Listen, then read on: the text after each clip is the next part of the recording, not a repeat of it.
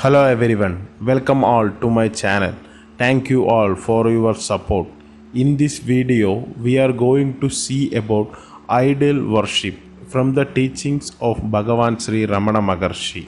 Should I do idol worship? Is there any harm in it? Ramana Maharshi replied, so long as you think you are the body, there is no harm. It leads to concentration of mind and get one pointed. The ideal worship is a method for concentration of mind. The mind wants to move externally, it must be checked and turned within. Its habit is to dwell on names and forms.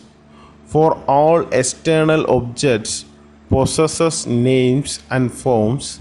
Such names and forms are made symbolic mental conceptions in order to divert the mind from external objects and make it dwell within itself. The ideals, mantras, yantras, all are meant to give food to the mind in its introvert state so that it may later become capable of being concentrated, after which the super state is reached automatically. If you have any suggestions regarding this video, let me know in the comment section below. Thank you.